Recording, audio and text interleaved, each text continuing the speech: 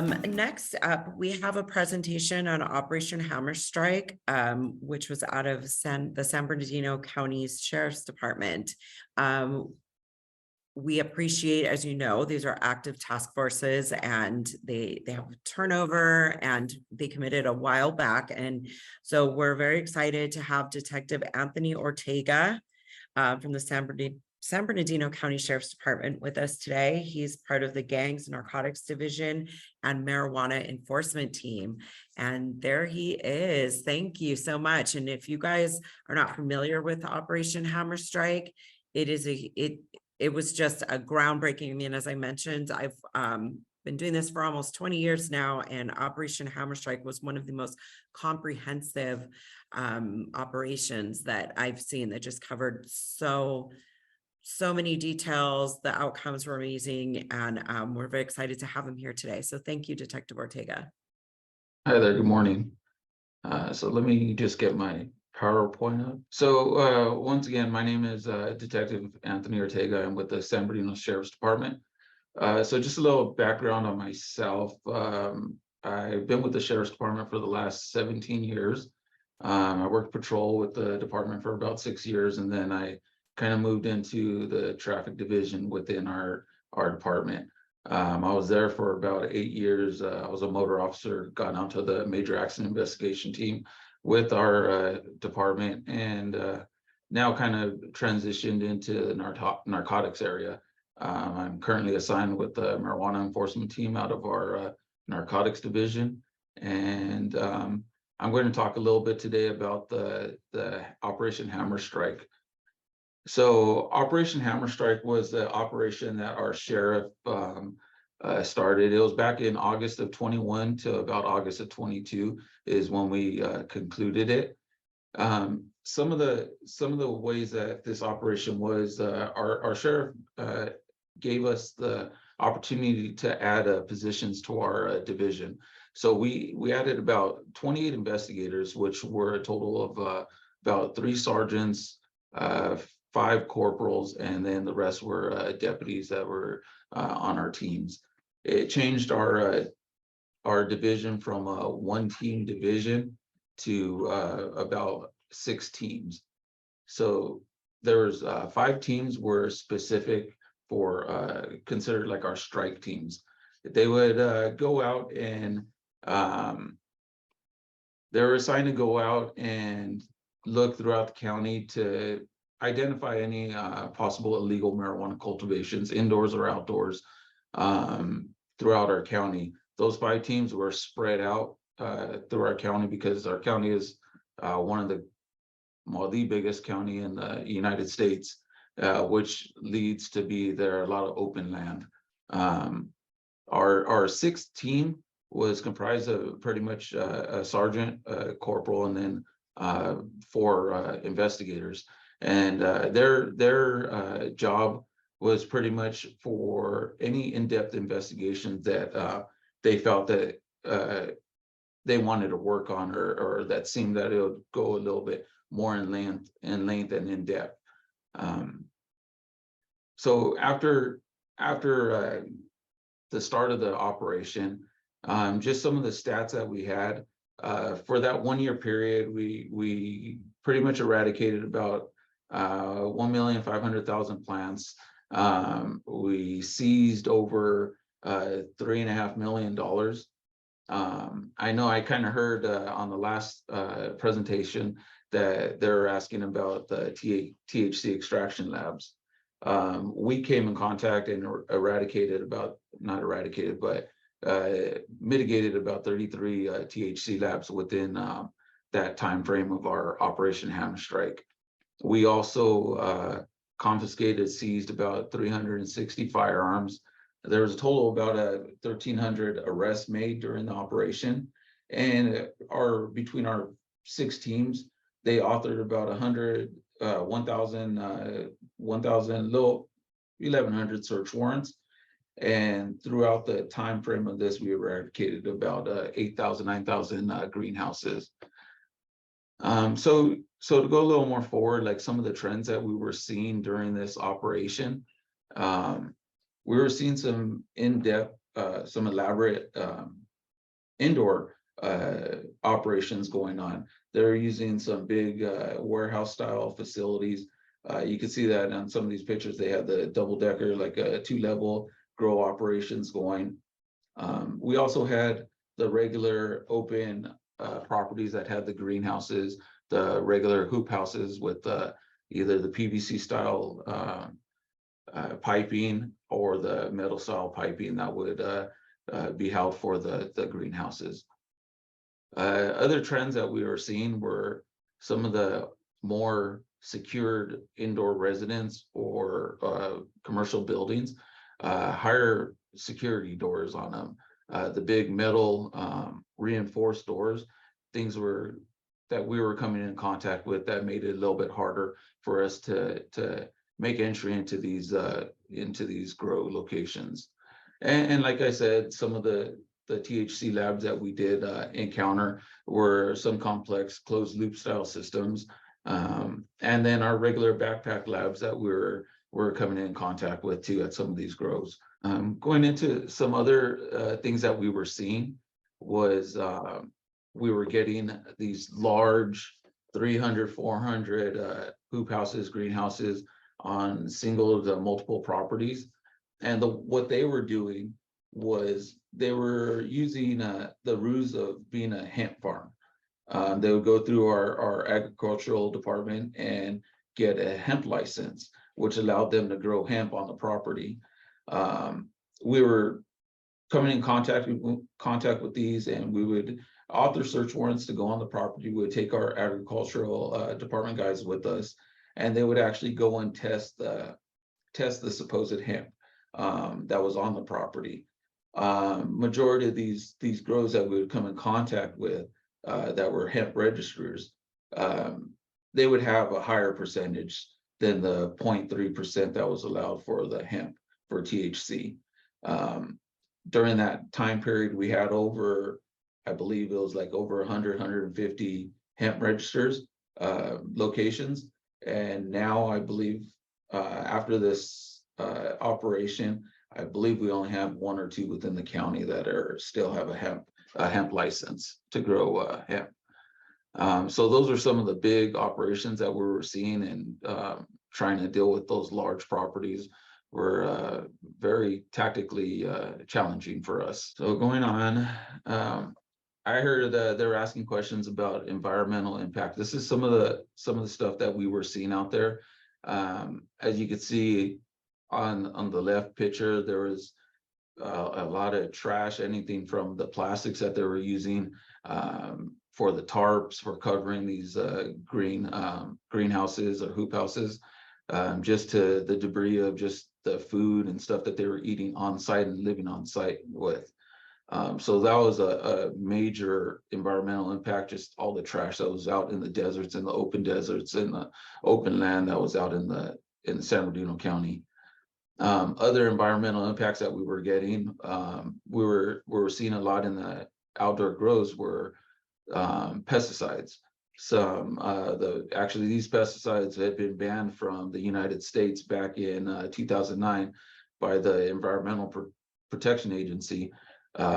These are very dangerous pesticides, and we would often locate the bottles on the property near the greenhouses, near the water sources, and was being put into the water sources to kill any kind of animals or any times obviously bugs or whatnot that were going around the plants within the greenhouses. There were times that we found dead animals on the property, anything from cats to puppies to different types of animals, mainly because of these pesticides that we were finding on the property.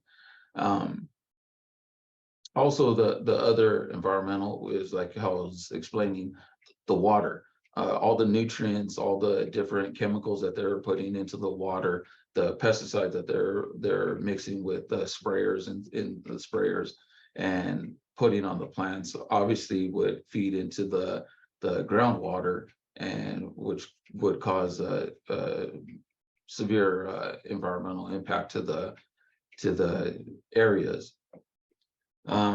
So going on to some of the challenges that we were seeing were we were going out to these properties, contacting subjects there. Towards the beginning, we're making arrests, and some of the charges that we've had were just the cultivation, which is the HNS 11358C section. We started seeing that they were just reoccurring. We'd go out to the same property, they would get destroyed, cut down, and they would just replant and start all over again within weeks. So we ended up getting in contact with our DA's office and kind of talking to them, and that's where we started filing on getting the water board involved. We started looking at the different charges that actually made it a felony, which is the HNS 11358 D3B, which is the issues of the water being discharged for the grow, with the different chemicals, the different pesticides that it's actually being put into the ground. So we started seeing getting these charges, and actually were able to file the felony charges on not only the people that were on site during the actual service of the search warrant, but we would also work it back to be able to start looking at the owners of the properties to see if they had knowledge, or if there was multiple, like say the same owner had multiple properties that actually had grows within all these different properties in our county. With that being said, the other section that we would have is we would have a lot of these RVs and trailers. They would pull onto the properties, and people would live within those RVs, trailers. Instead of actually having like a running water, running septic or toilets, sewers, they would just open up their black tanks and gray tanks, and all the waste would just be dug into a hole, and it would just pour right into the ground. So this is the sections of another felony section. If we saw these, we would photo them, document them, and then we'd be able to have a second felony charge on these sites. So kind of, I wanted to go over some of the basic stuff that we were seeing during this operation. This was all the normal stuff that we had came in contact with and we're dealing with. There was one case that I know became pretty big for during this operation, and it was we named it the bunker case. I do have a video here that I'll kind of start right now, but I want to kind of go over a little bit what this bunker case was. So this was a property down in Newberry Springs, California. We had authored a search warrant back in March of 22 regarding this property. During the search warrant, we found that it was actually an underground grow. It was about, the size of it was about 2/3 the length of a football field and about 60 feet in width. And it was buried down underground about 15 to 20 feet. And they used several different things, anywhere from the concrete blocks to Connex boxes that were buried underground and made multiple rooms. So within that search warrant, we seized about 6,200 marijuana plants out of this one grow, and about 450 pounds of processed marijuana. So going into like what our team 6 are more, the team that will go into more depth investigations, they kind of picked up this one after we served the search warrant. And just to go over a little bit of what they came out of with, it was they ended up authoring another 5 search warrants related to property owners or people that were related to this property, and were all served out of the LA County area. They also had found out that this property had a prior grow on it back in August of 2020, which we were out there and seized about another 2,100 plants and about 140 pounds of processed marijuana. So going back to the 5 search warrants that they had authored and went out and conducted the service of the search warrants down in LA County, just within those search warrants, they did get also another 300 pounds of processed marijuana within those properties, a high dollar amount of US currency, more cultivation related equipment within those properties, and then numerous weapons and guns were also seized out of there.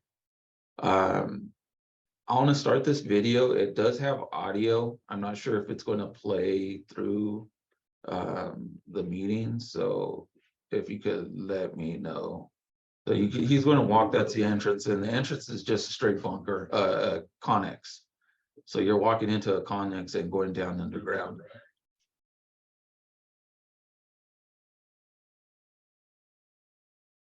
We can't see the video, but if you can keep narrating, because I don't know if there is sound, but we can hear it. Okay. So he's showing the rooms. These are all different rooms that were built about, like I said, 20 feet underground. You could see how elaborate it's like a full on bunker that was built underground. Multiple rooms. You could see that there's plants in different ages of the plant, maturity wise. All the electrical, the panels that are put through there, all the ventilation systems. You'll see as he goes through the bunker that he's going to get into where they have all the irrigation systems, to more open rooms, to all the way to where they have the drying process, where they dry them and process them.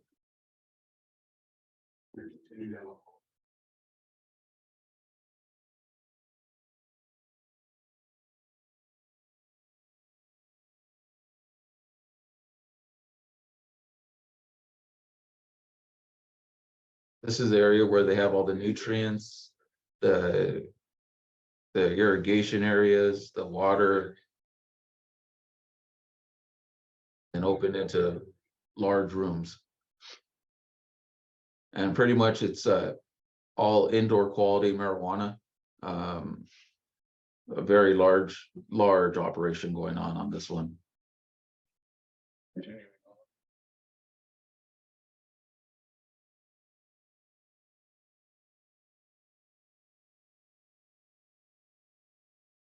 So like I said, he goes into one room and you'll see this has all the clones. So they have the plants all the way from the babies all the way to where they're almost ready to harvest.